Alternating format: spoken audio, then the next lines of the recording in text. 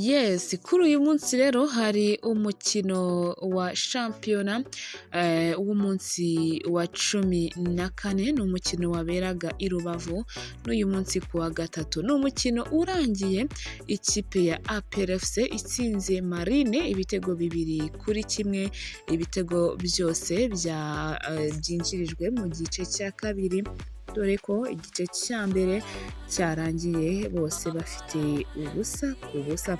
Ikipe y'Ingabo rero iri ku mwanya wa kabiri n'amanota 31, aho n'amanota 31 aho irushwa 5 na Rayon Sport iri ku mwanya wa mbere. Iyi kipe rero izasoza imikino ibanza ku cyumweru yasuye Amagaju ku kibuga hariya nyine cya stade ya Huye.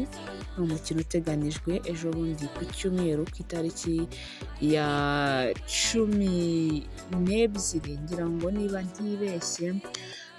Iyi kipe rero ya APR FC ni ikipe iri kugenda igaruka muri forume mu kuntu, dore ko ari ikipe yari ihagaze nabi ugereranije n'uko byari bimeze bidasubirwaho. Rero APR FC yemeje ko yasinyishije Abanya-Uganda babiri, Denis Omed na Hakimu Kiwanuka, bakina mu busatirizi, akaba ari abakinnyi bashyashya binjiye muri APR FC n'Abanya-Uganda nyine.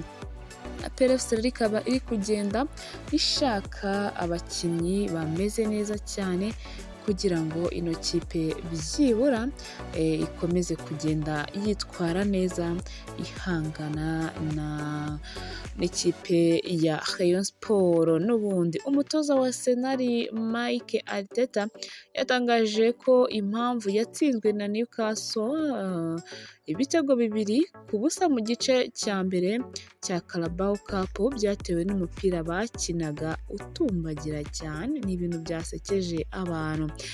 Tugarutse inyuma cyane rero, b'Abanya-Uganda babiri basinye muri APR n'ubundi bari kuri stade Umuganda, aho ikipe yabo nshya iri gukinira na Marine FC, ni hariya mu karere ka Rubavu.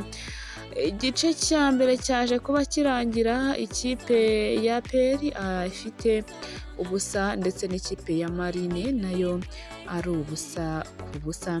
Amakipe rero yose yaje kuba yisobanura mu gice cya kabiri, aho nyine abakinnyi ba APR bishyushyaga bavuga bati turi buze gutsinda twebwe, nta kintu mwaza mutubwira. Biza rero kurangira n'ubundi batsinze. Reka ngushimire cyane, amahoro y'Imana akomeze kubana nawe. Shalom shalom.